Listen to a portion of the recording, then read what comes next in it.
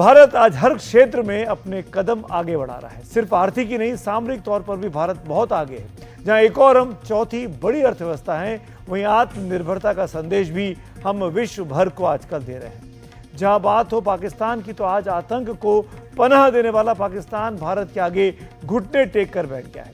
हर मोर्चे पर आज हम डट कर तैयार खड़े हैं। और ये आपको अगर समझना है तो हमारी ये रिपोर्ट देखिए कि कैसे पाकिस्तान को हर मोर्चे पे पटखनी दी जा रही है।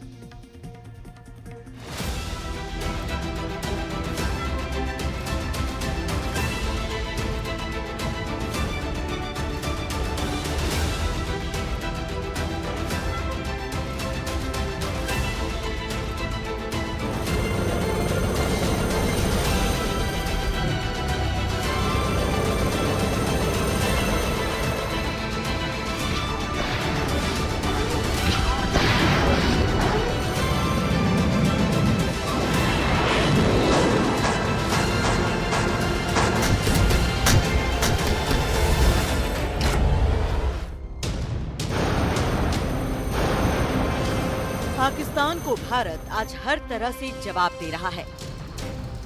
भारत की ताकत के आगे पाकिस्तान अपने घुटनों पर आ गया है, क्योंकि भारत की आर्थिक और सामरिक ताकत के आगे पाकिस्तान झुका है।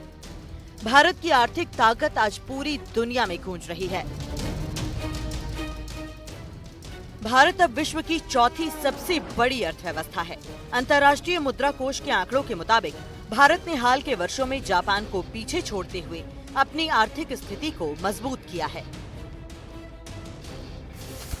30 साल का इंतजार करने के लिए मेरे देश की युवा पीढ़ी को कह कर गए थे, लेकिन हम आज आपके सामने विश्वास से खड़े हैं, इस पवित्र सदन में खड़े हैं, और मैं आपको विश्वास दिलाता हूं कि 30 साल हम नहीं लगने देंगे। ये मोदी की गारंटी है। मेरे तीसरे कार्यकाल में देश दुनिया की तीसरी आर्थिक शक्ति बन जाए। सामरिक मोर्चे पर भी भारत ने अपनी ताकत का लोहा मनवाया है। कल ही रक्षा मंत्री राजनाथ सिंह ने ऐलान किया कि हिंदुस्तान एरोनॉटिक्स लिमिटेड अब 5वीं पीढ़ी के लड़ाकू विमानों के निर्माण में और विस्तार करेगा। ये कदम भारत को न सिर्फ आत्मनिर्भर बनाएगा, बल्कि वैश्विक रक्षा क्षेत्र में एक नया मुकाम देगा।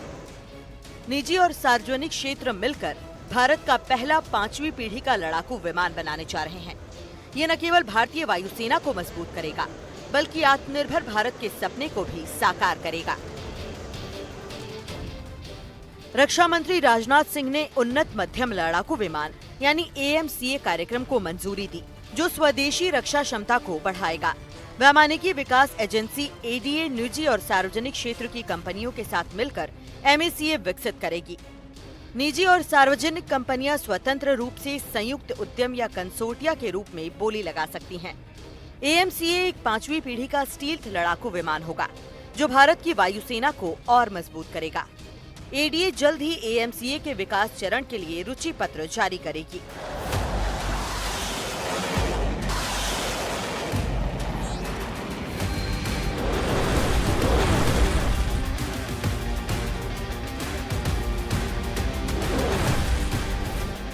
भारत अपने स्वदेशी हथियारों पर पूरा भरोसा करता है। ऑपरेशन सिंदूर इसका जीता जागता सबूत है।